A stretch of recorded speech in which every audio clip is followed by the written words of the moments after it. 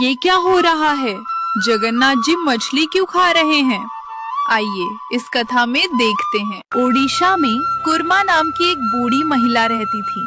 वो रोज मछली खाती थी और यही उनका सामान्य जीवन था।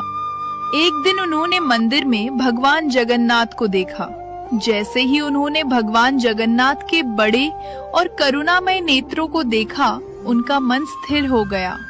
उन्हें ऐसा लगा जैसे भगवान सीधे उनके प्रेम और भक्ति को महसूस कर रहे हों। उन्होंने देखा कि भोग में सब कुछ मीठा था और मसालेदार कुछ भी नहीं। कुर्मा ने मन ही मन कहा, भगवान अगर आप मेरे हैं तो मैं आपके लिए मसालेदार मछली बनाऊंगी। कुर्मा ने घर जाकर सबसे ताजी मछली चुनी। उन्होंने उसे साफ किया, हल्के मसाले लगाए और पूरी श्रद्धा और प्रेम से केले के पत्ते में लपेटा। कुर्मा ने कहा, भगवान ये मैंने अपने प्रेम और भक्ति से बनाया है और मैं इसे आपके चरणों में अर्पित करती हूँ। अगली सुबह कुर्मा मछली लेकर मंदिर की ओर बढ़ी। रास्ता भीड़ भरा था और बारिश भी हल्की पड़ रही थी। जैसे ही उन्होंने मंदिर का दरवाजा खोला, मछली की खुशबू फैल गई। कुर्मा का ध्यान केवल भगवान पर था। पहरेदारों ने कहा, अरे ये क्या लाए हो? यहाँ ऐसा भोग नहीं चलता। तुम क्या सोचकर इसे ला रही हो? कुर्मा ने कहा, ये भगवान जगन्नाथ के लिए है। मैंने इसे अपने प्रेम और भक्ति से बनाया है। मुझे विश्वास है कि आप इसे स्वीकार करेंगे। पहरेदारों ने डंडा उठाया और पत्ते पर जोर से वार किया।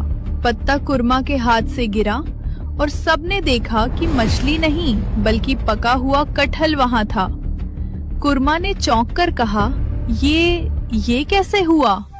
तभी भगवान जगन्नाथ ने अपने करुणामय स्वर में कहा, मैं भोग नहीं देखता, मैं भक्ति देखता हूँ। जो प्रेम और श्रद्धा से आता है वही मेरा भोग है। कुर्मा के हाथ कांप गए, लेकिन उनके चेहरे पर संतोष और प्रसन्नता थी। भगवान ने पास कदम बढ़ाया और हाथ उठाकर उन्हें आशीर्वाद दिया। जगन्नाथ जी ने कहा, माँ तुम्हारे प्रेम और भक्ति से मुझे सबसे बड़ा आनंद मिलता है। यही सच्ची सेवा है। पहरेदारों ने सिर झुकाया और कुर्मा से माफी मांगी। पहरेदारों ने कहा, माँ हमसे भूल हुई, आपकी भक्ति को नहीं समझ पाए। कुर्मा ने रोते हुए कटहल का भोग भगवान को अर्पित किया। भगवान ने फिर कहा, माँ हर भक्ति से बना भोग मेरे लिए मूल्यवान है। प्रेम और श्रद्धा ही सच्चा भोग है। कुर्मा ने उसी दिन मछली छोड़ दी और भगवान के लिए रोज पके हुए कटहल का भोग बनाना शुरू किया।